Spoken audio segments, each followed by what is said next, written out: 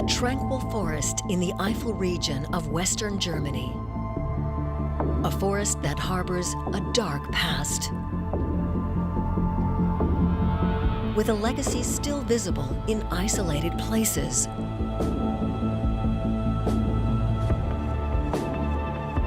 From a time when it was dubbed a green hell.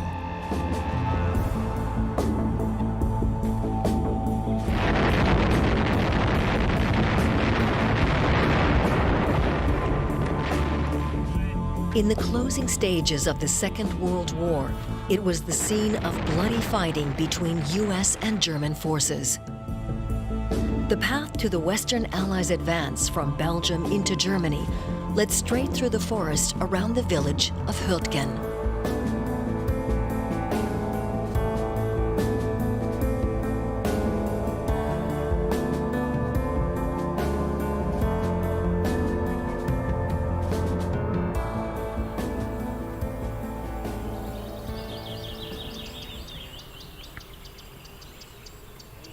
For locals, the battle is still a key part of their history. It was while riding around here on my bike as a teenager that I really came into contact with the history of the Hürtgen Forest. I would suddenly come across ruins among the trees, massive concrete walls. When I asked my parents, they told me they were the remains of bunkers from the Second World War.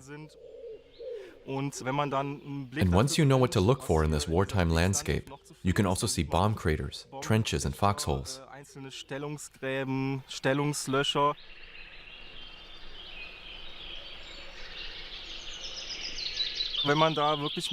If you really take the time, you can find a lot of these World War II relics in the Hürtgen Forest.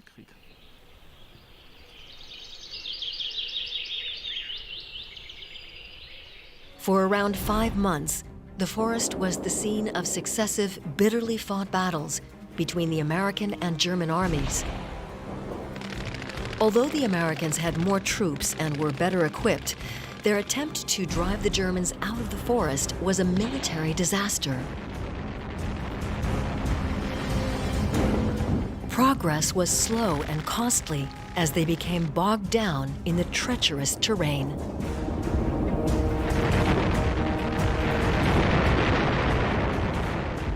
It was a nightmare. I don't think there can be a worse hell. It was awful. It was freezing, and these damn shells, they hit the top of the tree and came down in thousands of fragments that could kill anybody.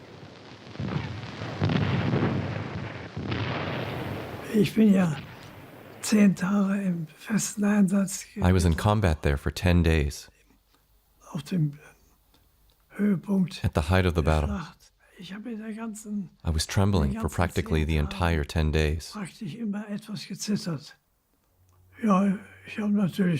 I knew I could die, of course, and I was terrified. An estimated 25,000 American and German soldiers died in the forest. To survive the Hürtgen Forest was a miracle. But here I am. I don't know how I survived. The forest was a death trap for the US troops. They called it Hürtgen Forest after the small village that was at the heart of the fighting. The battle in the Hürtgenwald was one of the longest and deadliest battles on German soil in the West. It left a lot of scars, not only on the inhabitants and their descendants, but also on the landscape itself, in the forest, and on local buildings.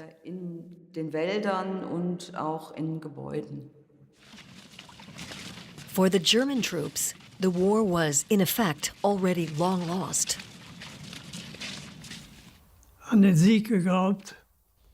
Even the young soldiers, those who could reflect, didn't believe in victory. You just wanted to survive, to come home safe and sound. Nach Hause kommen wieder. But Nazi war propaganda portrayed a completely different picture. An der Westgrenze haben unsere Truppen trotz schwerster Angriffe unter erheblichen Verlusten für den Feind ihre Stellungen behauptet.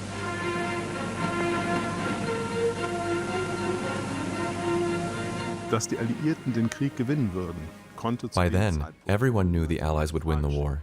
alles, was also hier im Hürtgen Everything that happened in the Hürtgen meant just a minimal delay of the inevitable. geringfügig verzögert und es hat eben dazu beigetragen. And it indirectly contributed to the continuation of the murders in the concentration and extermination camps, and in the prisons and other places, until the very last second of the Third Reich. Dieses Regimes weitergehen konnte. Since D-Day in June 1944, the Western Allied troops had been advancing from Normandy through France and Belgium towards Germany. In the process, liberating Paris, Brussels, and Antwerp from Nazi occupation.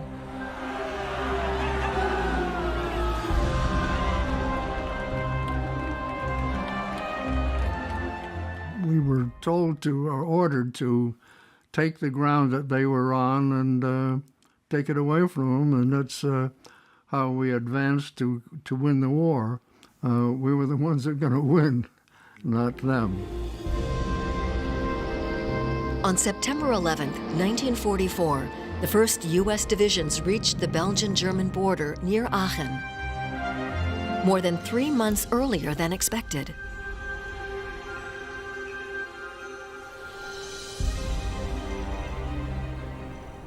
One day later, the 3rd U.S. Armored Division crossed into Germany near the town of Hurtgen. We just went through the town and went on the other side. Then we got into the real trouble with the first site of the Siegfried Line. The Siegfried Line was the defensive wall built to secure Germany's western border. We saw steel gates on the road and dragon's teeth, and it was the first dragon's teeth that we had seen. Anti-tank obstacles were known as dragon's teeth. They accompanied a line of bunkers stretching over 600 kilometers from the Dutch border down to Switzerland. For Western Allied troops, a formidable obstacle. Sie haben keine genaue Vorstellung, was sie am sogenannten They had no Westwall precise idea erwarten. what to expect at the Das heißt also, Siegfried je Line. näher man, dem eigentlichen So the closer they got to the actual territory of the Third Reich, the more insecure they became, because they thought they would still face strongly fortified and heavily manned defensive positions. Damit sitzen die Alliierten im Grunde genommen der Nazi. The Allies had been taken in by the Nazi propaganda of the pre-war years.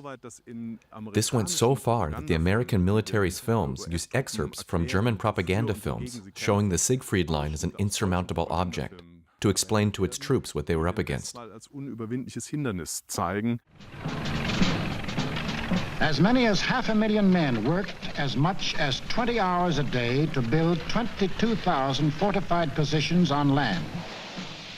We knew that the Germans had built the Siegfried Line and that they were hoping that that would stop us. That didn't happen. Because we broke through the Siegfried Line. We took a hell of a lot of casualties, but we did it. But we knew that the Siegfried Line was a bad place to go to. Psychologically, the Siegfried Line was effective on both sides, but its military value in the actual fighting was very limited. U.S. troops succeeded in breaking through the anti-tank barriers near Hurtgen. But on the other side, they met with stubborn resistance from German troops who were firmly dug in the bunkers and in the woods. James Cullen was wounded in the fighting near the village of Roth. Oh, I got it. I got hit, and it was a tremendous blow. And I looked down and I saw the blood pouring out right where my heart was. And I said, God, am I going to die here in a lousy German field? Because it looked deadly. A few weeks later, Colin's parents back home received the news that their son had been wounded in action after being hit by shrapnel. He was away from active duty for 2 months. With American troops progressing much faster than expected, supply lines were stretched, which in particular meant fuel shortages for tanks. The advance ground to a halt just behind the German border. That gave German forces time to rebuild their lines of defense. Until then, the Wehrmacht had only stationed isolated units in the Northern Eifel. Meanwhile, preparations were underway for the Volkssturm, old men and boys, the home guard for Germany's last-ditch defense. In a televised address, Propaganda Minister Joseph Goebbels called on his compatriots' determination. Eher würden wir uns die Hände blutig arbeiten und würden wir bis zum letzten Atemzug kämpfen, ehe dass wir zuließen, dass der Feind das deutsche Land besetzte und uns seinen Willen aufzwängt.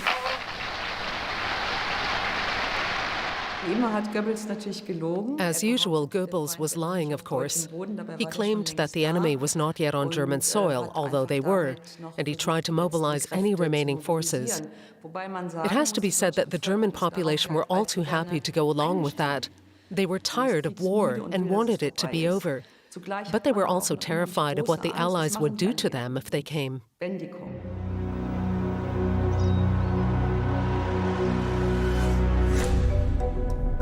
The Americans wanted to advance further into Germany and finally see the war ended. Their aim was to reach the Rhine and then the Ruhr industrial region. But ahead of them lay a dense forest, almost 10 kilometers wide, which blocked their path, the Hürtgen Wald. In local villages, the war had been all too present for several months, especially due to the Allied air raids on cities like Aachen. The civilians sought refuge in air raid shelters. There were constant air raid alerts. And one day we came out of the bunker, and 6 buildings had burned down during the night. The cattle were screaming, the pigs were screaming, the people were screaming. It was awful. In September 1944, the villages were evacuated as the invading troops and the front line came ever closer.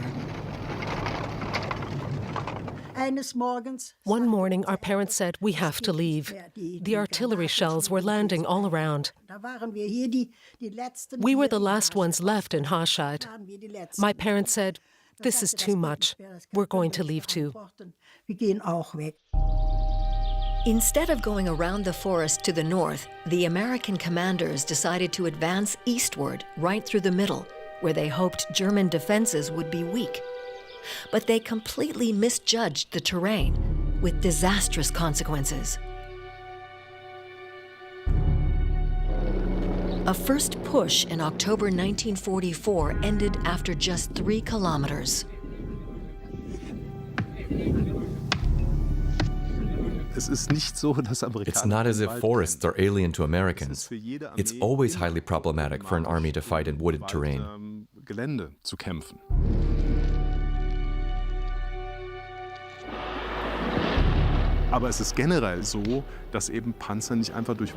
Tanks can't just drive through forests and over large trees. First, you have to cut paths through them. The ground was also littered with landmines, and the Americans ran into a chain of bunkers in the forest. This was where the Germans had dug themselves in. The Americans were able to destroy some of the bunkers. But after 10 days, the losses on both sides were so great that the fighting died down for a while.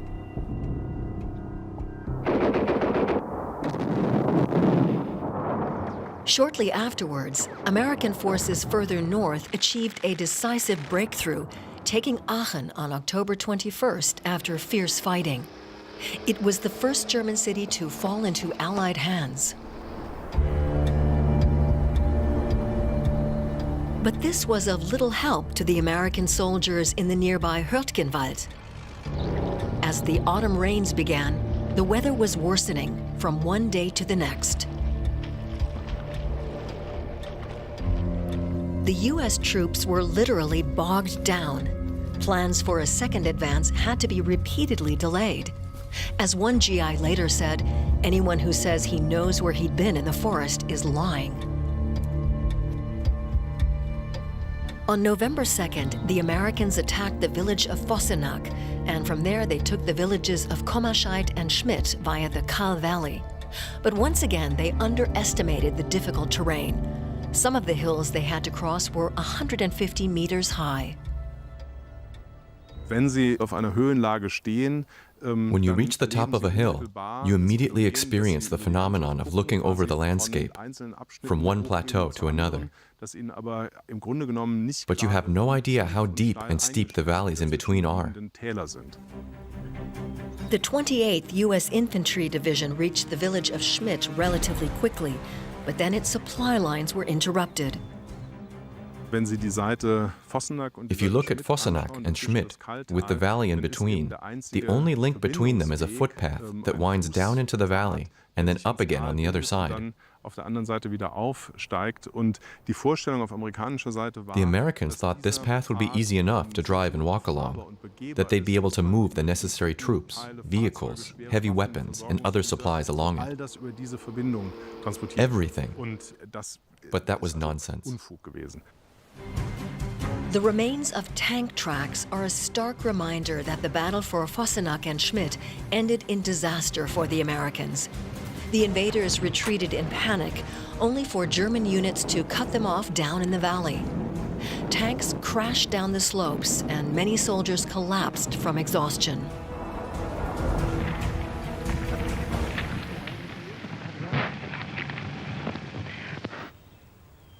The battle in the Kahl Valley, which the Americans subsequently referred to as Death Valley, claimed countless lives on both sides. A few days after the defeat, General Dwight D. Eisenhower came to the Hürtgenwald to meet his troops on the ground and assess the situation. Neither the Allied Supreme Commander nor his officers had expected so many casualties. The mood was despondent.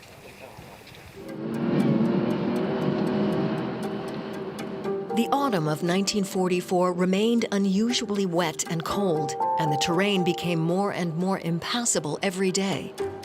The Americans' hopes for a quick victory were fading.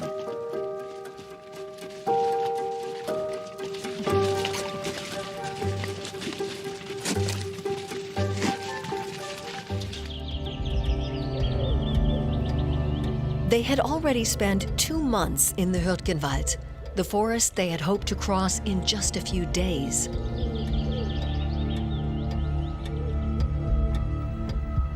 In mid-November 1944, the Americans launched a third offensive. This time, they tried to advance by going further north, passing through the villages of Kleinhau and Großhau, and then heading east. During the fighting, a 22-year-old Italian-American from Pennsylvania arrived in the Hürtgenwald. In his youth, he had hoped to become a photographer. We were there, I would say, a month. A month in a war is a long time. The German artillery it just never stopped. They really bombed us. The days followed the same pattern. It began with heavy artillery fire from the Americans.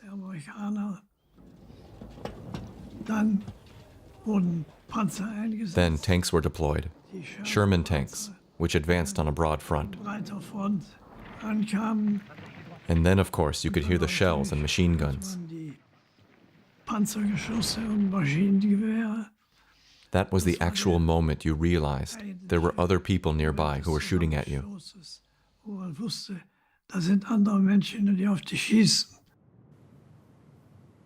Paul Verbeek was sent to the Hürtgenwald with other young recruits in mid-December, to lay anti-tank mines. The U.S. forces were constantly getting reinforced with more men and more vehicles and equipment. But they were not prepared for the extreme weather conditions in the Eifel. Whenever they got stuck in the forest, they dug in. But foxholes offered little protection against the German artillery and the cold onset of winter.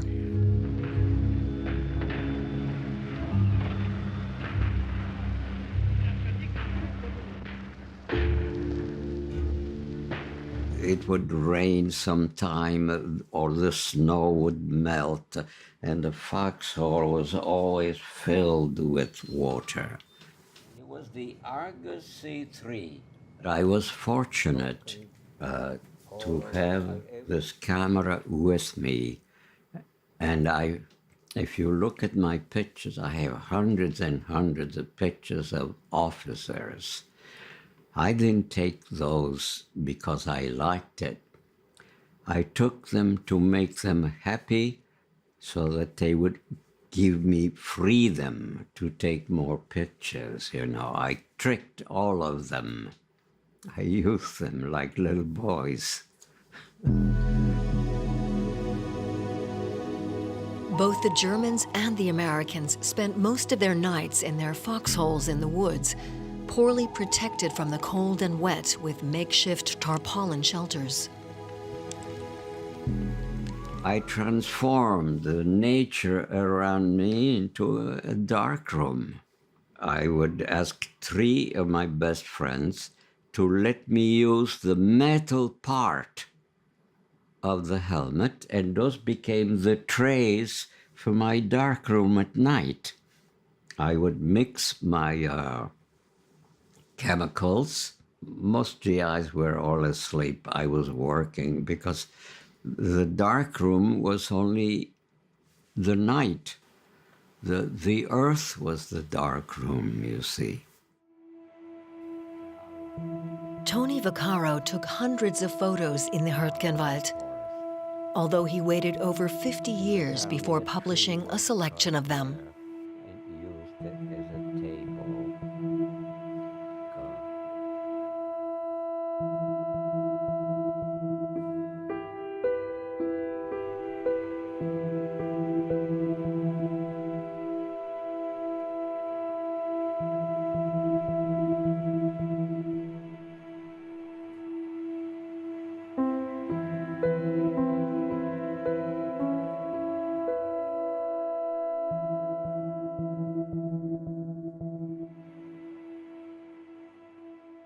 All I want to take was photographs, photographs, photographs. That's why I am here today, otherwise I would have gotten killed a long time ago. Some of the fiercest fighting took place in a valley west of Kleinhau, in the heart of the forest. In mid-November, author Ernest Hemingway was witness to the bloody battles there. In his later novel, Across the River and Into the Trees, based on his experiences, he wrote, "It was a place where it was extremely difficult for a man to stay alive, even if all he did was be there." In December, Tony Vaccaro also photographed his comrades preparing for the Christmas season.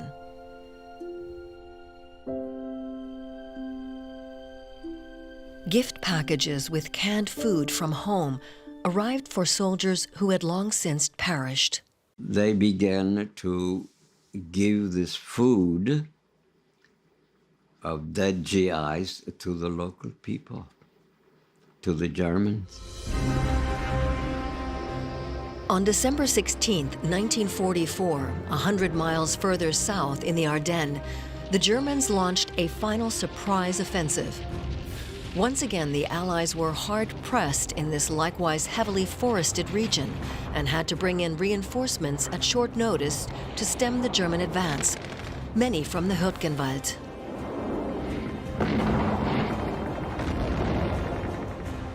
während der Ardennenoffensive wird hier gekämpft, aber Even during the Battle of the Bulge, there was fighting here. But both the Wehrmacht and the Allies were very busy with the offensive further south. beinahe Katastrophe beschäftigt, sodass wir hier also eine Phase haben. That meant there was a period of 2 or 3 weeks without any major combat. Größere Operationen ausbleiben. Then the war returned to the Hürtgenwald. In the course of January 1945, the Americans managed to advance in the face of weakening German resistance. The defeat in the Ardennes counteroffensive had cost the defenders their last reserves. Ich erinnere mich ganz besonders daran, als ich zum ersten Mal I particularly remember the first time I saw the Americans als Kriegsgefangener as prisoners of war. und ich war erstaunt, wie wohlgenährt I was amazed at how well fed they were, und and they were clean and tidy, auch in der including their uniforms, die Amerikaner waren, while we were a lice-ridden, dirty rabble. verdreckter Haufen waren. Once the Americans reached the Ruhr, not to be confused with the more famous similar-sounding valley further north, their way to the Rhine and Cologne was finally clear.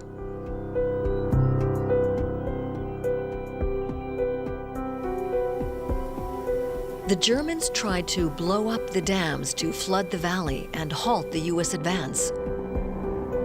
But by now, the end of the war seemed to be fast approaching. In February 1945, U.S. troops liberated Soviet prisoners of war and forced laborers in the Arnoldsweiler concentration camp near Düren. Many were also held under inhuman conditions at a second camp near Hürtgenwald. Over 2,000 inmates of these camps were later buried at the Soviet War Cemetery in Zimmerath. Most of them had died of hunger and maltreatment.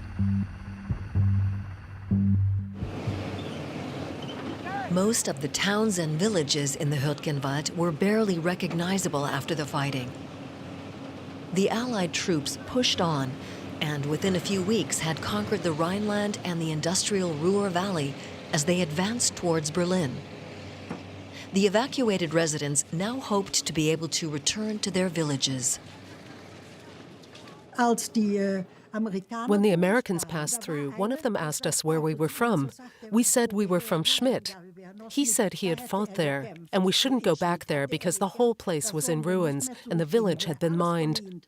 But we said, we're going home.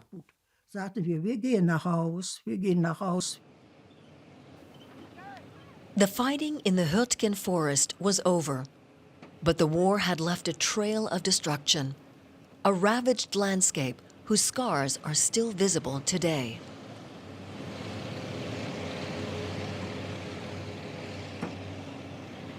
American soldiers began clearing the mines that were buried everywhere. German prisoners of war were forced to help them. But they could only remove a small number of the deadly devices. Again and again, we'd hear this huge bang, and another person flew through the air. So many people lost their lives. And one little girl had been playing with a hand grenade. She thought it had perfume inside. The hand grenades had rings on them, and when you pulled them, you had to throw them away very quickly. The girl's hand was blown off. A very central aspect of the post-war experiences of people living in the Eifel was that they actually had to rebuild their lives on a former battlefield. Children died because they played with munitions. It was dangerous to plow and cultivate the fields. It took decades to clear the most severely affected parts of the forest of ordnance, debris, and the dead who'd been left there.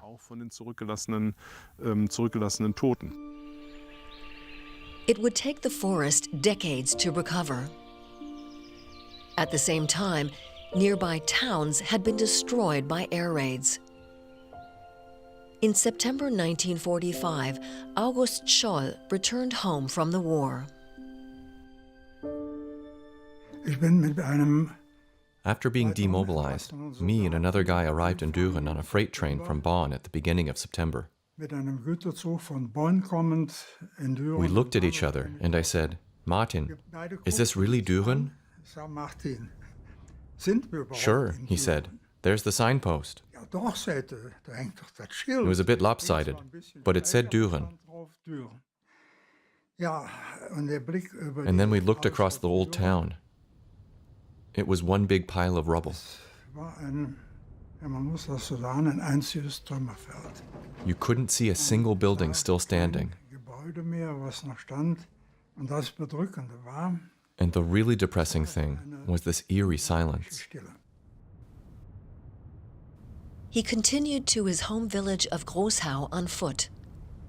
It had been almost completely destroyed during the fighting. The locals resorted to scavenging amongst the wrecked American tanks. Was die Amerikaner zum Teil auch reichlich The Americans left behind lots of canned food. konservierte Lebensmittel. Diese Corned Beef Dosen. Canned corned beef was one of the main meats. Fleischkonserven, die There were also soups and other kinds of meat. Es gab auch andere Fleischarten, aber diese großen Packungen, die But waren these dann tins of gereicht corned beef für uns were big für enough to make a huge pot of soup for a large family. einen Kessel Suppe zu kochen. Es hat also So zeitweise temporarily, they helped us to get more or less enough to eat. relativ ausreichende Ernährung gehabt. In the first summer after the war, large parts of the woods that had survived the fighting would suddenly catch fire. During the fighting, the Americans had used phosphorus in their ammunition, which ignited very easily in the heat.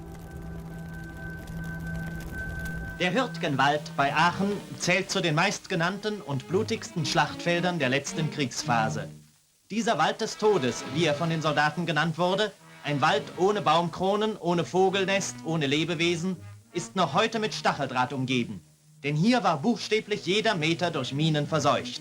Eine deutsche Minensuchabteilung ist noch jetzt, 2 Jahre nach dem Waffenstillstand, damit beschäftigt, das Gelände wieder begehbar zu machen.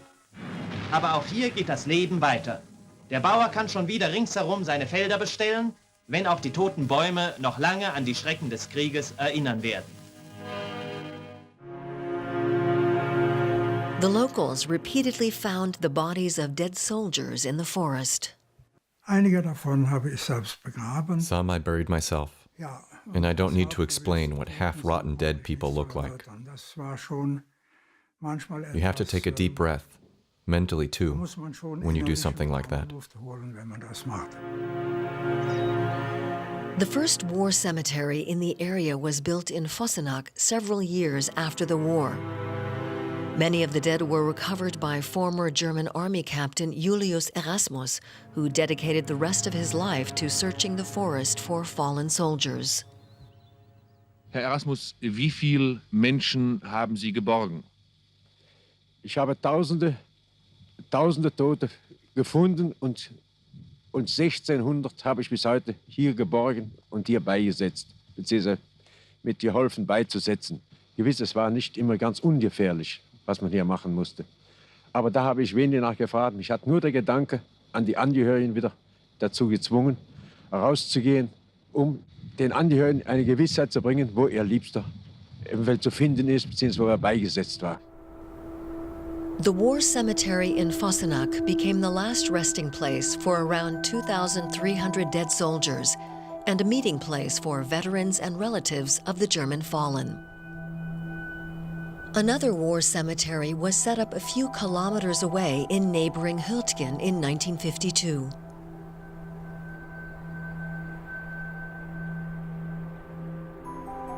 Nearly 3,000 soldiers are buried there, many of them in unmarked graves.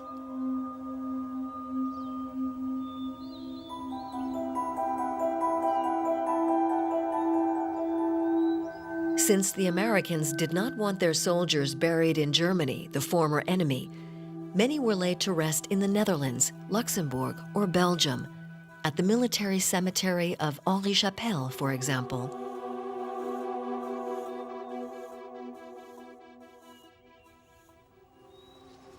It was not until 4 decades after the battle that the first group of American veterans returned to the Hürtgenwald, to the place where they had fought as young men. Impossible for human existence. You can understand why it became the murky, as they call it, Hürtgen Forest. The whole battle itself, like the man said this morning, it was futile, it was foolish, but the fact remains it was done to satisfy the whims of a few superior officers that thought it had to be done. Well, I didn't enjoy it at the time. I don't mind being here now because none of you fellows are wearing uniforms. So it's okay as far as that's concerned. But it was pretty difficult. The commemorative events sometimes brought together American and German veterans, former enemies.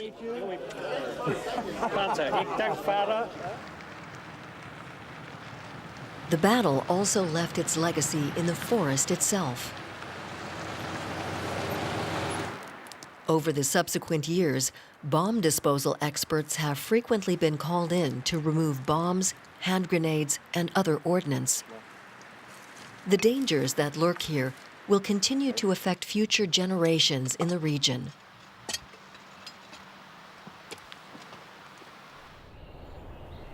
Even now, 75 years after the battle, the war is still present in the ground of the Hürtgen Forest. Wir befinden uns hier auf einer Fläche. This is an area that has obviously not been searched, like so many areas in the Hürtgenwald. Wie so viele Flächen im Hürtgenwald. Here you might still unearth a grenade by scratching away the topsoil. Am Boden. Sometimes these things don't look like munitions at all. For example, there's a German grenade that looks like a cigar. It's about the same size. Sprenggewehrgranate, die sieht aus wie eine Zigarre. But if it goes off, you're a goner. Allerdings hochgeht, sind sie sehr tot. In the first decades after the war, hundreds of tons of ordnance were found in the forest every year. This footage from 1984 shows the yield of a search lasting 2 weeks. Man muss sich ja vorstellen, You have to imagine that here, by noon in a single day, in a single attack, the Americans fired about 12,000 grenades. Etwa 12.000 Wurfgranaten verschossen haben. 12,000, not 1,200. Given the typical assumption that 15% of these are duds, then we have to assume that there are about 1,500 duds in an area of 3.5 to 4 hectares. For a number of years now, historical researchers have been studying the Hürtgenwald using the latest scientific methods. They've been able to reconstruct the course of the battle in places where this wasn't previously possible. When you walk through the woods here, you encounter signs of the battle at every turn. In all the open spaces, however, the former battlefield has been completely cleared. In other words, we always see half of the battlefield, and we can see that here.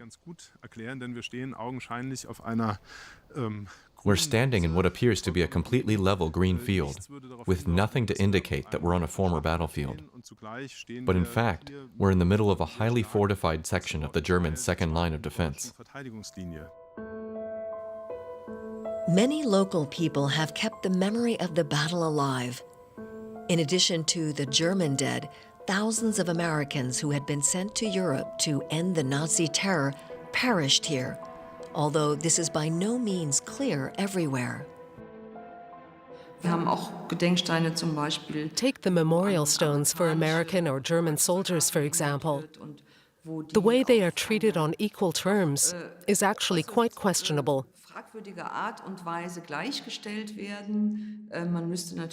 It ought to be made clear that the Americans were fighting for something very different than the German soldiers. But you find them dotted around the landscape without any commentary. The forest is still frequented by people foraging around for relics of the battle. Even today, the area is a popular site among war enthusiasts. But many locals are annoyed by these groups of individuals in American uniforms repeatedly reenacting scenes from the battle.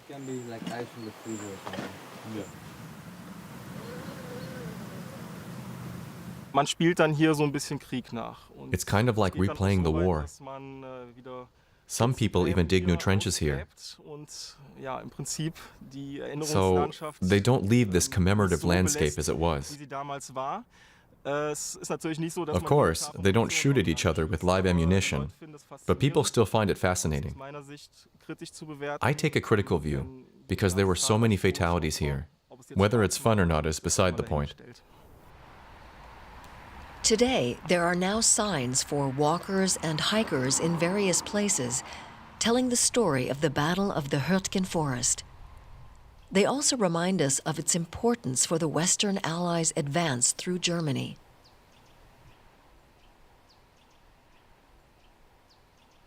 But the Hürtgenwald will probably never be a normal forest again. Certainly not now, some 75 years after the battle.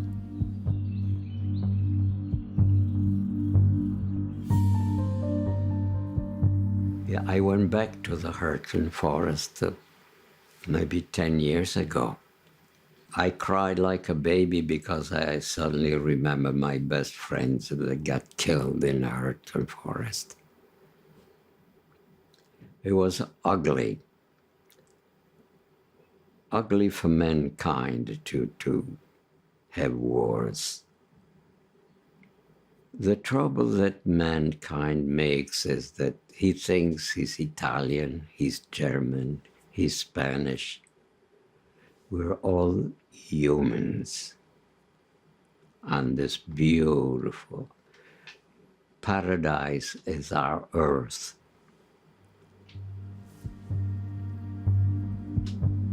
Beautiful.